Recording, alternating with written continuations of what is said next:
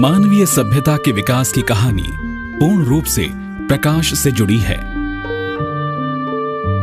आदि मानव का जीवन जंतुओं से कोई बहुत अलग नहीं था। वो भी उन्हीं की तरह प्रकृति का गुलाम था, जो मिलता खा लेता, मौसमों की मार झेलता, रात के अंधेरे से डरता, जीवन के लिए संघर्ष करता और सुरक्षित चैन की नींद के लिए गुफाओं में या पेड़ पर मचान बनाकर रहता। बस दो बड़े अंतर थे। धरती पर हरियाली की चादर पर रंग बिरंगे फूल, शाम ढलते सूरज के इर्द गिर्द बिखरी लालिमा, दिन में नीले आकाश की चादर, रात में चांद तारे।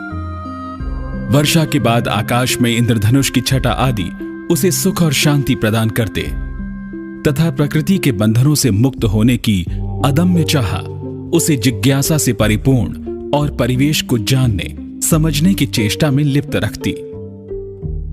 इसी तलाश में आदि मानव ने यूं ही एक दिन पत्थरों को रगड़कर आग पैदा करने का तरीका सीख लिया। मानवीय सभ्यता और संस्कृति के क्षेत्र में यह पहली क्रांति थी जिसकी शुरुआत प्रकाश द्वारा हुई थी। अब उसे सूर्य ढलते ही अपने शरण स्थल की ओर दौड़ने की आवश्यकता नहीं रही। अब वो जंगल में अलाव जगाकर अपने परिवार और मित्रों के साथ देर तक बातें कर सकता था, आनंद मना सकता था।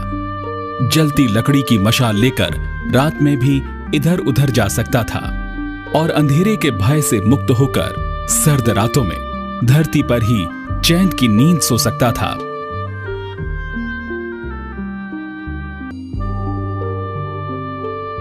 फिर धीरे धीरे कृत्रिम प्रकाश स्रोतों का निर्माण हुआ। तेल के दिए और चर्बी में डूबी लकड़ी की मशाल लेकर मनुष्य अब रात में भी अपने काम करने लगा। दिन 12 घंटे की बजाय 24 घंटे का हो गया। प्रकाश का एक नया आयाम प्रकट हुआ और यह ज्ञान का पर्याय बन गया। लंबा समय लगा इस दूसरी क्रांति के आने में। वक्त को गैलीलियो और न्यूटन का इंतजार करना पड़ा। फिर दूरबीनें असीम आकाश का रहस्य खोलने लगी और सूक्ष्मदर्शी सूक्ष्म के। धीरे धीरे प्रकाश का स्वरूप स्पष्ट हुआ और विज्ञान, कला और संस्कृति से नाता जुड़ने लगा। आदमी अपने सुरक्षित कृत्रिम प्रकाश स्रोतों को लेकर जल थल मार्ग से सुदूर यात्राएं करने लगा, पर्वतों पर चढ़ने लगा, कोयलों की खानों में उतरने लगा।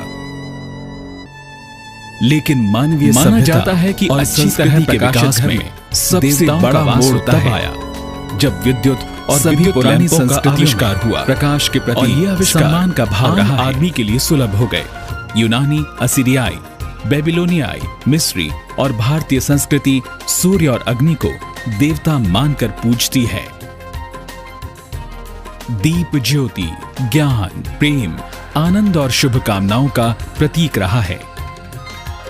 इसलिए वैदिक विश्वविद्यालयों के दीक्षांत समारोह में अच्छे जीवन की कामना में जो प्रार्थना की जाती थी उसमें एक ये भी थी, तमसो मां ज्योतिर्गमय। रोमनों और फिनिशियनों में मृतकों के साथ लैंप दफनाने की प्रथा थी ताकि आत्माओं के साथ ज्योति के साधक रहें। महान पुरुषों की समाधियों पर दिए या मशालें जलाई जाती हैं।